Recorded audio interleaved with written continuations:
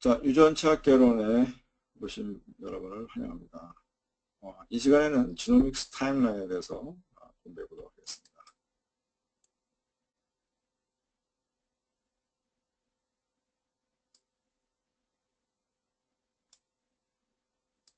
자, 지노믹스가 어떤 과정을 거쳐서 발전해 왔는지 그걸 알아보도록 하겠습니다. 이 사진을 이제 클릭하면 큰 이미지를 볼 수가 있습니다. 이거를 바깥으로 빼놓겠습니다.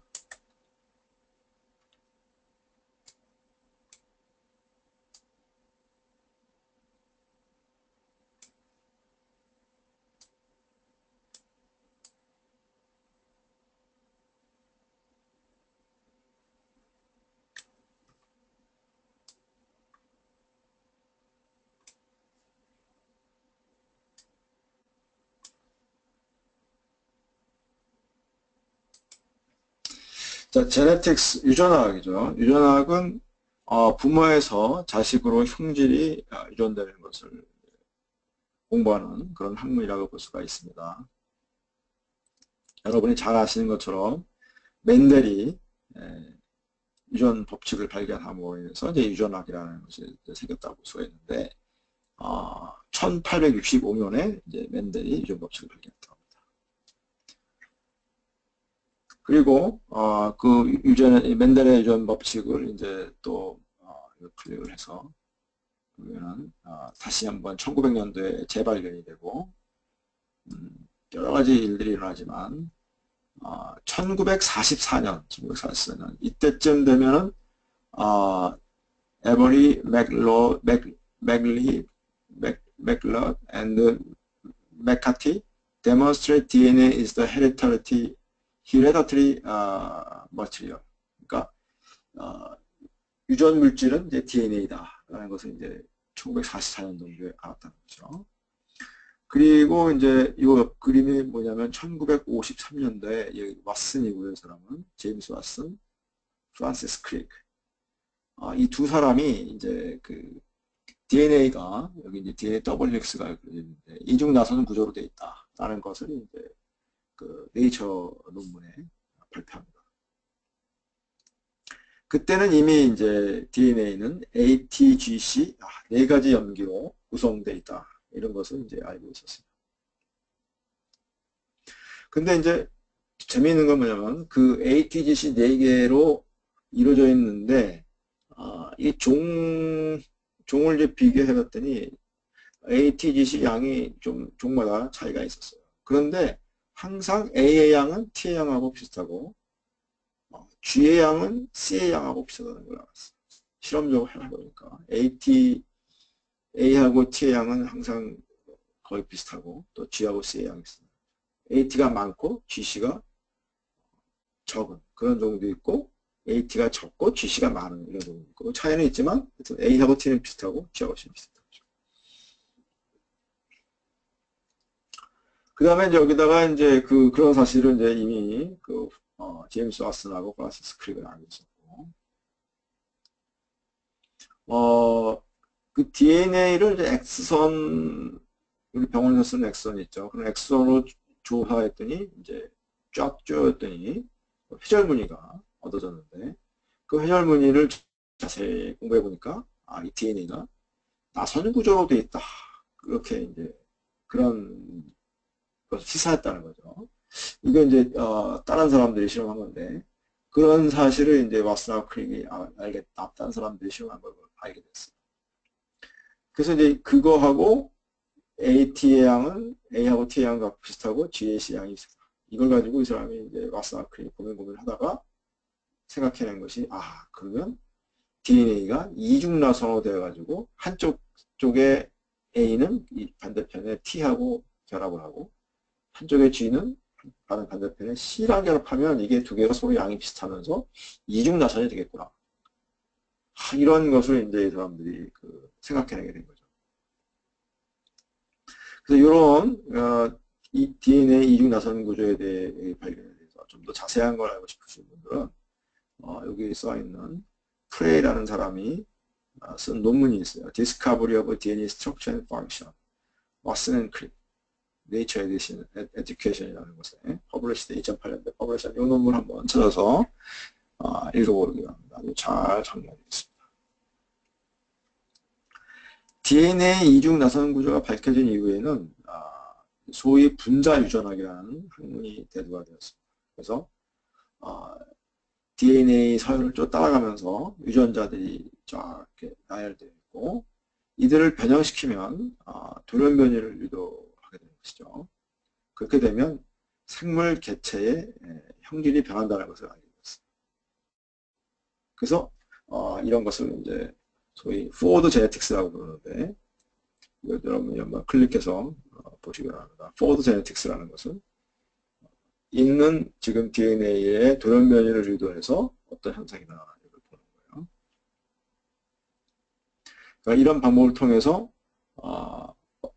어떤 경우에는 이제 형질 변화가 일어나고 그때마다 내가 지금 돌연변이를 일으킨 이 자리 어딘지는 모르겠지만 그 자리에 지금 이 형질과 내가 관찰한 이 형질과 관계되는 유전자가 숨어 있구나 라는 것을 제가 이제 짐작을 하게 된 거죠. 그런 식으로 하면서 그런 여러 가지 다양한 돌연변이들을 만들었어요. 그래서 A라는 돌연변이를 만들고 B라는 돌연변이를 만들고 근데 그 각각의 개체를 서로 교배를 하면 후손이 만들어지겠죠. 근데 그 후손은 그 A라는 돌연변이와 B라는 돌연변이를 동시에 가질 수도 있고 어느 한쪽만 가질 수도 있겠죠. 아니면 아주 안 같은지. 우성의 열성에 따라서 그런 일이 걸 텐데 이 A하고 B를 이제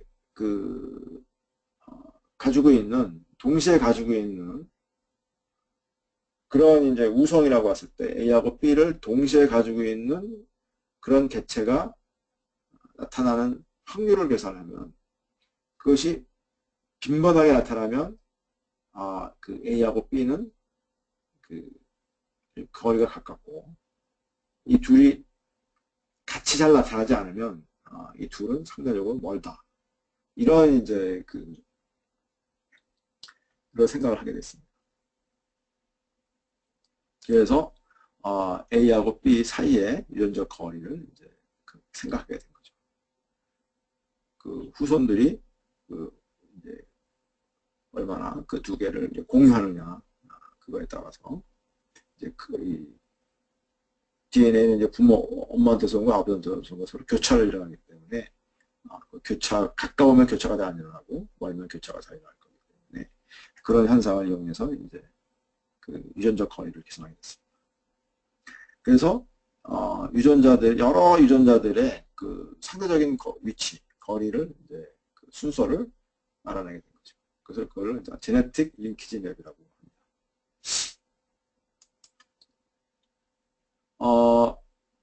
그 DNA가 이중 나선 구조라는 것이 밝혀지기 직전 재밌는 사실인데 프레드릭 생어라는 사람이 인슐린 단백질의 이제 아미노산 서열을 밝혔어요. 그 전까지는 이게 1952년인데 53년에 DNA WX가 틀렸으니까 바로 1년 전이죠.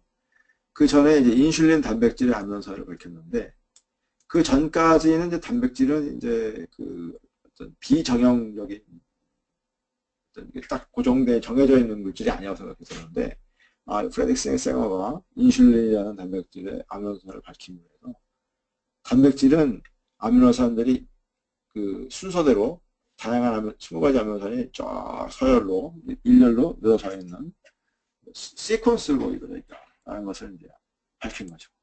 그래서 그 목록으로 1958년 노벨 화학상을 수상하게 됩니다. 1958년이 굉장히 중요한 해인데 무슨 일일까요? 단백질의 아미노산 서열을 분석하게 됨으로써 단백질로부터 결정을 만들고 그걸 엑소선을 쬐가지고 회절문을 얻는 그런 걸 연구하는 사람들이 있었는데 그 사람들이 이제 그 회절무늬를 분석함으로 해서 단백질의 3차원 구조를 이제 연구하고 있었어요. 엑소선 회절무늬를 잘 연구하면 이제 단백질 3차원 구조를 밝힐 수가 있죠. 여러분이 물리화학 박상현 교수님이 가르치시는 물리화학에서 아마 이걸 배웠을 텐데. 그 3차원 구조를 밝히는데, 이제 그때 문제가 뭐냐면 단백질 시퀀스를 모르니까, 이 3차원 구조를 밝히는데 상당히 애로사항이 있었는데, 그것을 이제 아미노산 시퀀스를 이제 생어의 방법으로 단백질 아미노산 시퀀스를 얻을 수가 있게 됐다는 것이죠. 그래서 이제 이 3차원 구조를 밝히는 연구가 이제 탄력을 받게 됐습니다. 생어의 이런 이제 단백질 시퀀싱 업적은 이제 프란시스 크릭한테 아주 큰 영향을 미치게 됩니다. 그래서 프란시스 크릭은 이제 본인이 이제 DNA 이중 나선 구조를 밝히고, 그 다음에 이런 프레드릭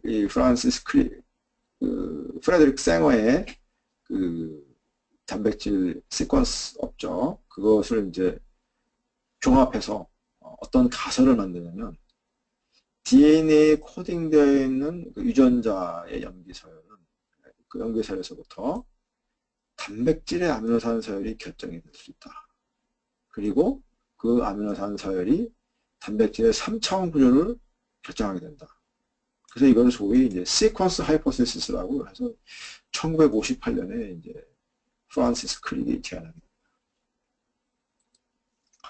그래서 이게 거의 이제 센트럴 도구마죠. 어떻게 보면 DNA에서부터 메신저 RNA, 단백질. 근데 이제 메신저 RNA 기능은 아직 없었고, 어쨌든 DNA의 코딩에 의해서 단백질의 아미노산 서열이 결정이 된다.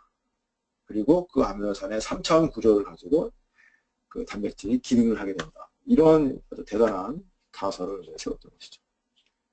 1958년이었다는 거죠. 1977년 프레드릭 생어는 DNA 서열을 구명할 수 있는 획기적인 방법을 개발하여서 1980년도에 두 번째 노벨상을 타게 됩니다. 1977년에 생어의 맥스너 기록 세 사람이 공동 수행했지만 생어의 그 DNA 시퀀싱 방법이 이제 개발이 된 거죠. 그리고 1972년에 DNA 리콤비넌트 테크놀로지가 개발되는데, 이건 이제 DNA를 절단해서 다시 제조업을 할 수 있는, 잘랐다 붙였다 할 수 있는 그런 기술이죠. 이렇게 되니까 이 두 기술이 이제 나옴으로 인해서 DNA 시퀀싱에 필요한 이제 DNA 조각을 자유자재로 잘랐다 붙였다 할 수 있게 됐어요. 그럼으로 인해서 DNA 시퀀싱이 이제 급속도로 발전하게 되죠. DNA 시퀀싱이 이제 많이 하게 됐죠. 만연하게 됐습니다. 많은 연구자들이 이제 DNA 시퀀싱을 하게 되는 그런 이제 계기가 됐습니다.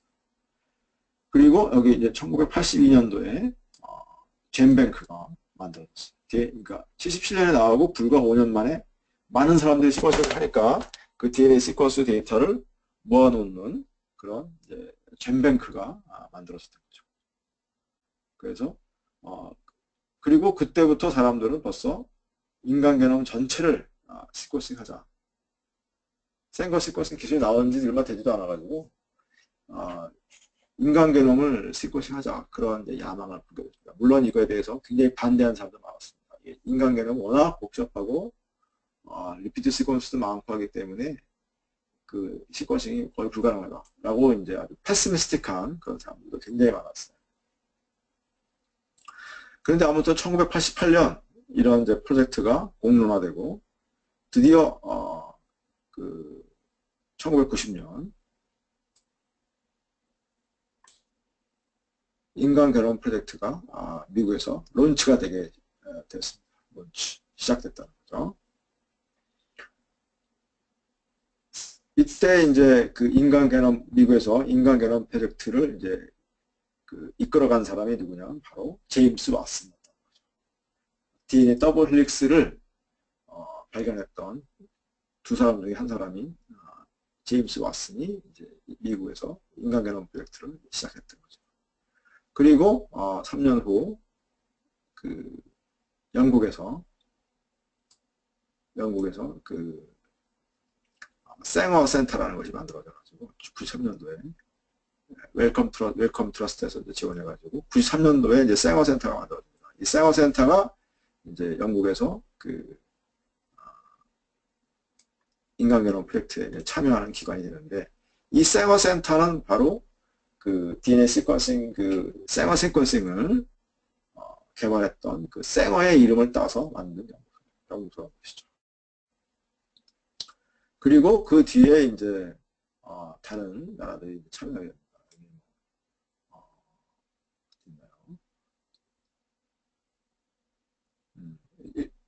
불란서, 제너스코프 또는 립겐, 일본이죠. 그 다음에 차이나 이런 나라들이 이제 조인하게 돼서 전 세계적인 그런 이제 프로젝트로 인간개념 프로젝트가 이제 진행이 됐던 거죠. 자, 인간개념 프로젝트를 야심차게 시작했지만 그때까지 게놈 시퀀싱에 성공한 것은 바이러스나 미토콘드리아 수준이었지 박테리아도 전체 게놈을 시퀀싱하지 못한 상태였습니다. 그래서 처음으로 박테리아, 퍼스트 박테리아 지놈이 시퀀싱 된 게 95년도. 인간 게놈 프로젝트를 시작하고선 정작 인간을 시퀀싱한 것이 아니라 박테리아를 시퀀싱했다는 거죠. 이것이 살아있는 가장 커다란 그 생물체였던 것 당시에 시퀀싱할 수 있었던. 그리고 그 바로 다음에 이제 그 이스트, 효모를 시퀀싱하게 됐습니다. 그리고 대장균은 오히려 97년도에 좀 더 늦게 되고, 그리고 시엘랑스가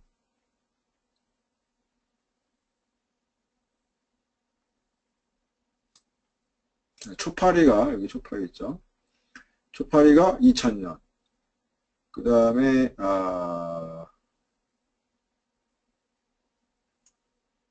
라운드 여기 있죠. 시엘레강스가 98년도에 98년에 시엘레강스, 2000년에 초파리와 그다음에 애기장대 이런 것들이 이제 시퀀싱이 됩니다. 물론 그때 휴먼의 이제 초안, 휴먼 지능 게놈의 초안, 드래프트 시퀀스, 드래프트 버전, 초안이 이제 발표가 되고 얻어졌다고 발표가 되고, 그리고 그 논문으로 여기 아까 그 말씀드린 네이처 논문이 나온 게 그 다음에 나옵니다. 그리고 2003년도에는 이제 완성이 됐다고 이제 공식 선언을 하게 되죠.